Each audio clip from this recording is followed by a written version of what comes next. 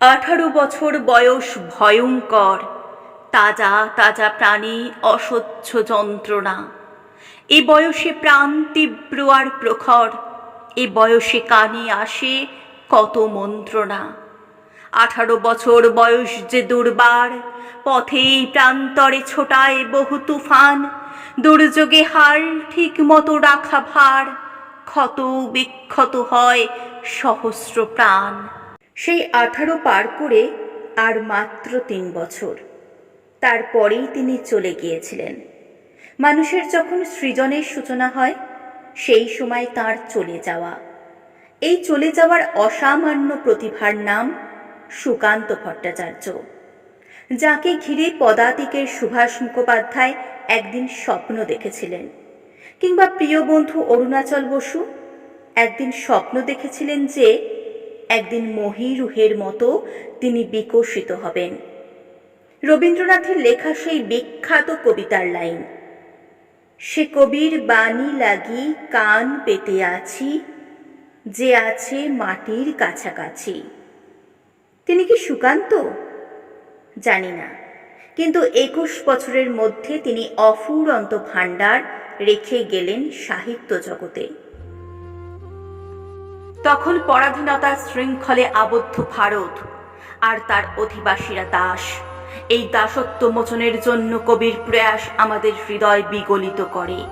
কবিতার লেখনীর মাধ্যমে বেঁচে মরা মানুষগুলির মধ্যে জাগিয়ে তুলেছিলেন মুক্তির স্পৃহা। দরিদ্র মানুষের ওপর শোষণ, অত্যাচার, নিপীড়নের বিরুদ্ধে গর্জে উঠেছিল তাঁর কলম। কত যুগ, কত বর্ষান্তের শেষে জনতার মুখে ফোটে বিদ্যুৎ বাণী।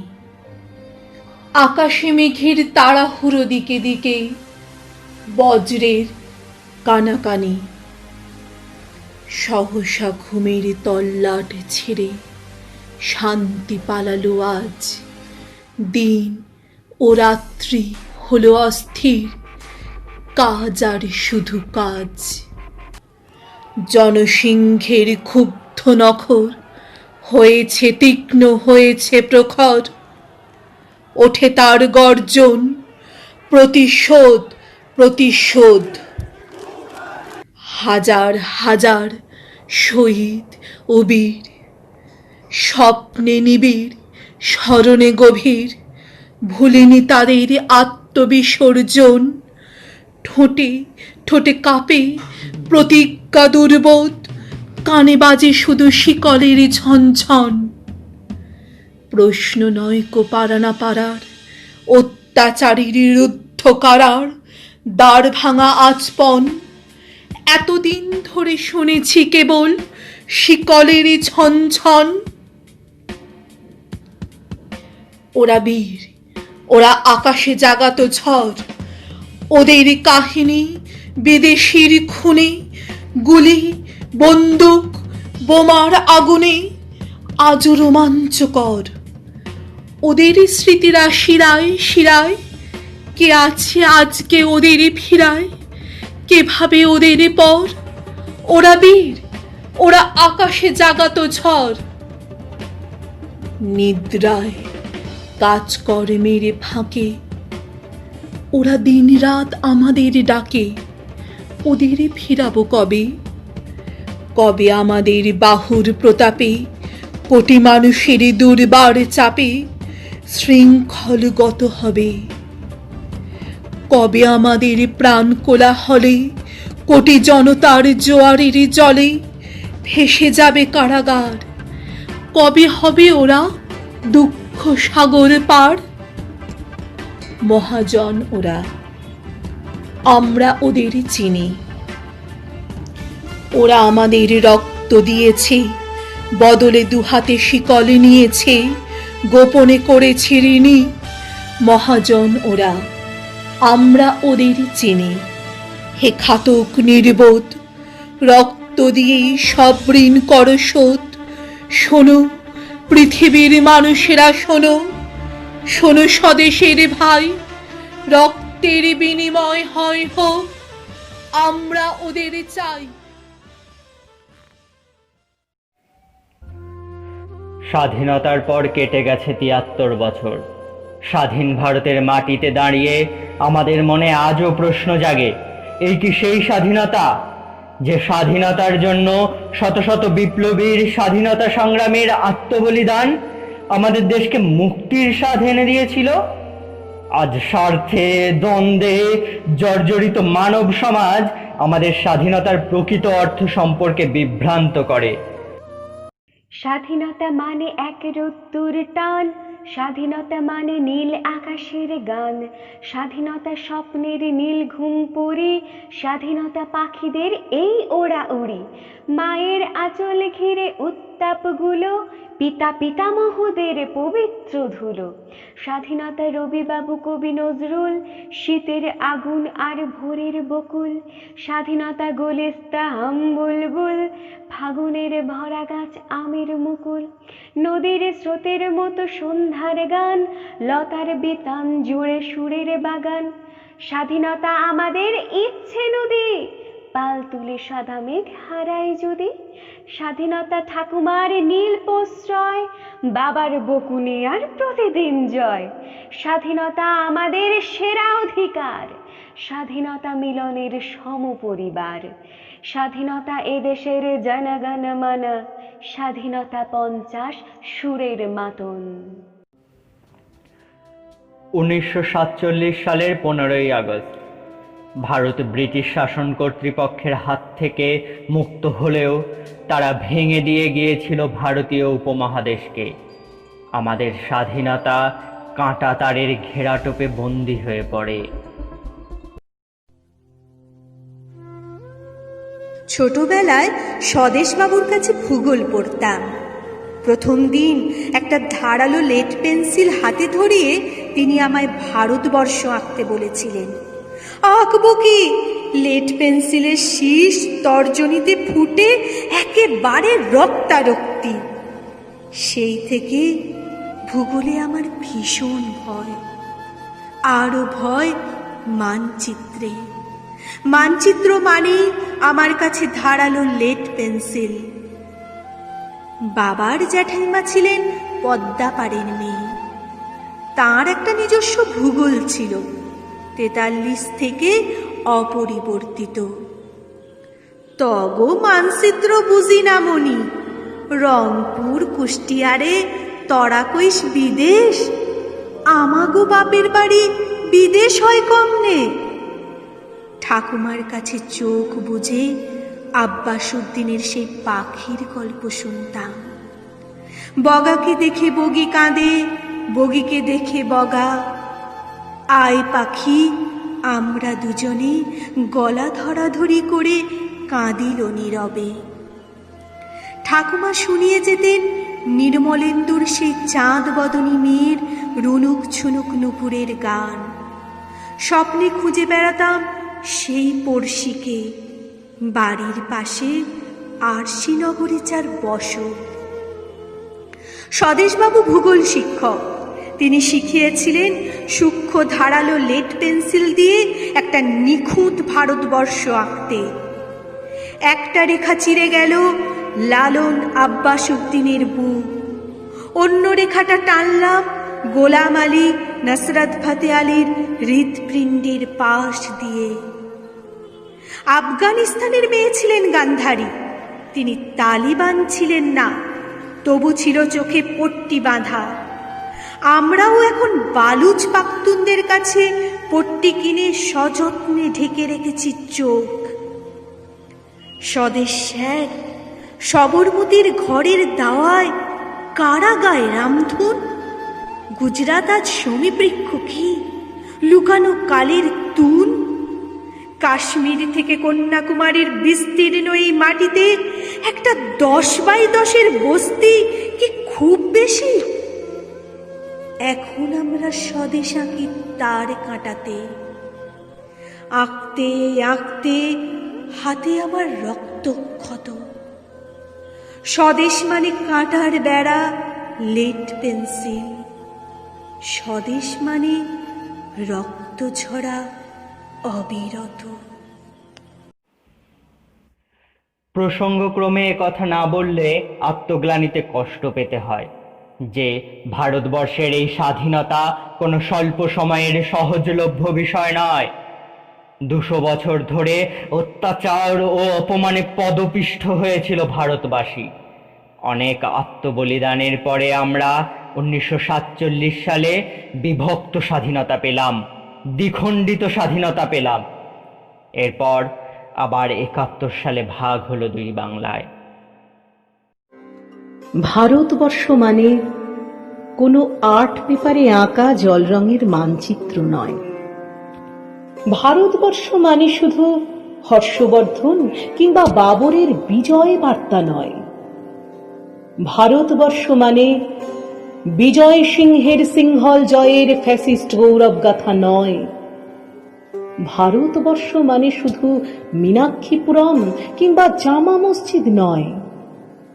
ভারতবর্ষ মানে নেহেরুজির বংশানুবৃত্তি কিংবা জিন্না সাহেবের অলিখিত শ্বেতপত্র নয়। ভারতবর্ষ মানে এক ভালোবাসা, আমার তোমার, শব্দের, সঙ্গীতের, জীবনের, আকাশের, মাটির। আমাদের প্রাইমারি স্কুলে কলু খাঁ সাহেব সাদা দাড়ি, মাথায় ফেজ, ড্রিল করাতেন আমাদের। ডান বা ডান বা, সস্নেহে সতর্ক করতেন, বাপা সকল পা আর হাত মিলিয়ে মিলিয়ে ফেলো। কলু খাঁ সাহেবের গোড়ের মাটিতে আজ ফেরেশতার হাসি ভারতবর্ষের চিরাগ হয়ে জ্বলছে।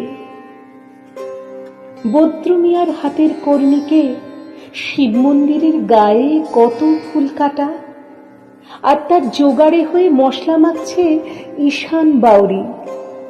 নিয়ামত শেখ আর গোকুল মাহাতো এক পাটাতনে ধান ঝাড়ে। সোনালী গোবিন্দ ভোগে খামারে ঠিকরে পড়ে সোনালী আলো। পদন মাঝি দাঁড় টানত যুবতী গঙ্গায়, বৈঠা ধরত হোসেনুর মাঝি। সামলে চলো মাঝি, সামুতে কাঁসা খাকির গান, সোরাবালির স্বর আর ঘূর্ণি জলার ঘাট। আমার ভারতবর্ষে কোনো গেরুয়া রাজনীতিবিদ কিংবা ইমামের নির্দেশিকা নেই। এখানে কোনো সংহিতা হাদিস ছাড়াই কোজাগরি চাঁদের অকৃপণ আলো পড়ে ঈদগার উপর, আর রমজানি চাঁদ তুলসী মঞ্চের গায়ে পূর্ণ আলো দেয়। আমার ভারতবর্ষ মানে রবি ঠাকুরের মধ্যে নজরুল, রবি শঙ্কর আর আলী আকবরের যুগলবন্দি, গণেশ পাইন আর মকবুল ফিদার রঙিন ছবি। আমার ভারতবর্ষ মানে লালন ফকিরের গান। আমার ভারতবর্ষে আমি শুনেছি মোহাম্মদ রফির সাথে লতার ডুয়েট, দেখেছি পাল্লা দিয়ে আজহারের সঙ্গে শচীনের দৌড়, খেলার মাঠের প্রান্তে দাঁড়িয়ে শুনেছি নইমুদ্দিনের তদারকি চিৎকার, বিজয়ন, আকিল, কুলজিৎ, বাইচুং, মাঠটাকে আরো বড় কর। মাঠ দিন দিন ছোট হয়ে যাচ্ছে, মাঠটাকে আরো বড় করা দরকার। এই ভাঙাভাঙি রোধ করা যায়নি। 1930 দশকের সময় দুর্বার হয়ে উঠেছিল স্বাধীনতা সংগ্রামের আন্দোলন। সমসাময়িক পরিস্থিতিতে রাজনৈতিক স্বার্থের সংঘাতে আমরা ভুলতে বসেছি আমাদের আদর্শ, সংস্কার, ভুলতে বসেছি শত শত সহস্র সহস্র শহীদের রক্তে ভিজে গিয়েছিল দেশের মাটি।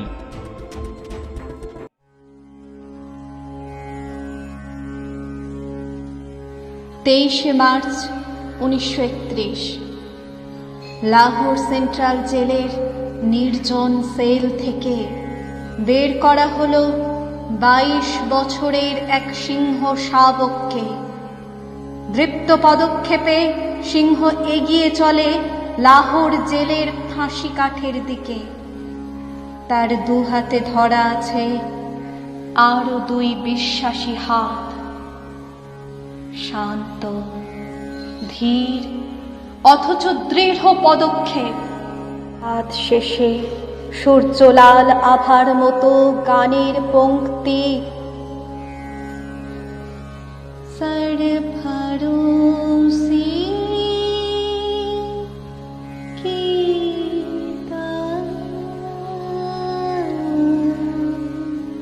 তমন্না, अब हमारे दिल में है। দীপ্ত পদক্ষেপে এগিয়ে চলেছে সিংহ শাবক। তাকে ঘিরে অবিশ্বাসী চোখে হাঁটছে একদল শ্রীগাল, হাইনা অথবা কুকুর।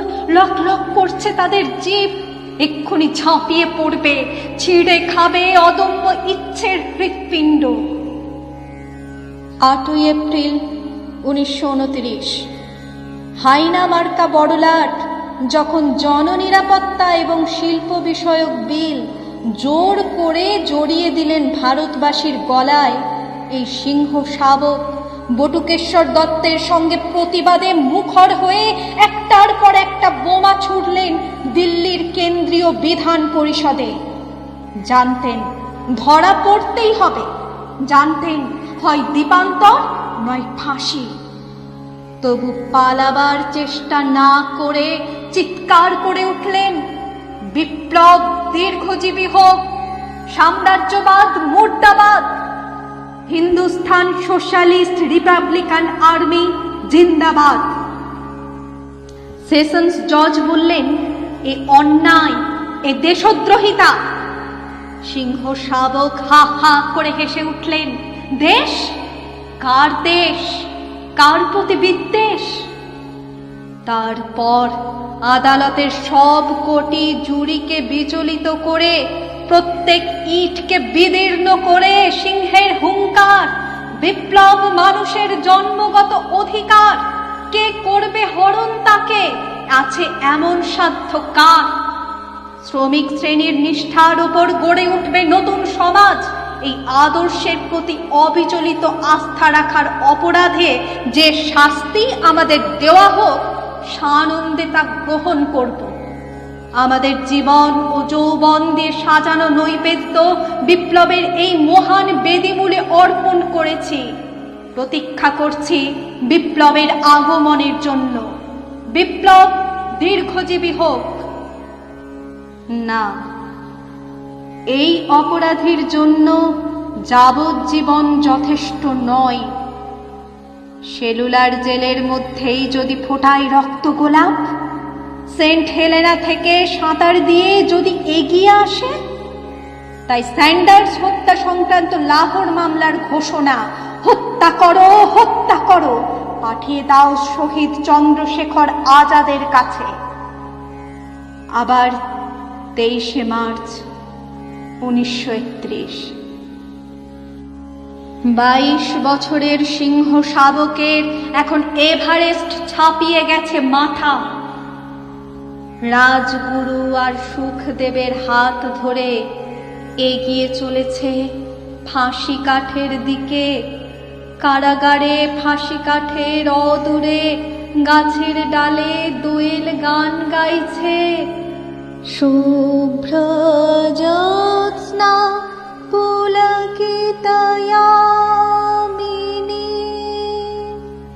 ফুল কুসুমিতা দ্রুমদল শোভিনী,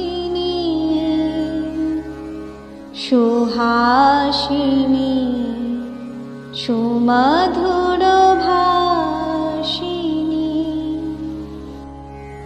সাদা জল্লাদের যন্ত্রনাদ, হ্যাং টু ডেথ, মৃত্যু অথবা জীবন। তারপর মরণের অন্ধকূপের ছাই থেকে বেঁচে উঠল ফিনিক্স পাখি। লক্ষ লক্ষ অগ্নিস্ফুলিঙ্গ হয়ে উড়ে যাচ্ছে আগুন পাখি। আমি মৃত্যুঞ্জয়, আমার মৃত্যু নেই, আমার মৃত্যু নেই। 15ই আগস্ট মানে আমাদের কাছে রক্তাক্ত দিনগুলির এক দুর্বিষহ স্মৃতি, দেশভাগের যন্ত্রণার স্মৃতি অপ্রতিরোধ্যভাবে এসে পড়ে মনের মধ্যে। ভারতের স্বাধীনতার জন্য যখন একদিকে মানুষ ব্যাকুল, নানাভাবে সংগ্রাম চালিয়ে যাচ্ছে, পাশাপাশি বিশ্বজুড়ে তখন যুদ্ধের বাতাবরণ। সেই দুই ঘটনাকে কেন্দ্র করে সুকান্ত কখনো জাতীয়তাবাদী, কখনো আন্তর্জাতীয়তাবাদী ভারতের স্বাধীনতা আন্দোলনকে এবং আন্তর্জাতিক মুক্তি আন্দোলনকে এক কথায় কাছ থেকে দেখেছেন। একজন কবি হিসাবে তিনিও চেয়েছিলেন অখণ্ড ভারত। সুকান্তের কবিতায় 18 বছর বয়সের কথা বলা হয়েছিল। সেই বিনয়, বাদল, দীনেশকে আমরা শ্রদ্ধার সঙ্গে স্মরণ করি। এই সমস্ত শহীদদের আত্মবলিদান যেন আমরা কখনো বিস্মৃত না হই। আমরা সেই সমস্ত শহীদদের চরণে শত কোটি প্রণাম জানাই। সমস্ত জাতি, গোষ্ঠী, ধর্ম নির্বিশেষে সেই সাঁওতাল বিদ্রোহ থেকে শুরু করে চুয়ার বিদ্রোহ, সন্ন্যাসী ফকির বিদ্রোহ থেকে নৌ বিদ্রোহ, প্রতিটি বিদ্রোহের মানুষকে আমরা শ্রদ্ধার সঙ্গে যেন স্মরণ করতে পারি। স্বাধীনতা দিবসের দিন আমাদের শ্রদ্ধা তাদের প্রতি, তাদের মমত্বের প্রতি, তাদের চৈতন্যের প্রতি, তাদের আত্মবলিদানের প্রতি। নমস্কার।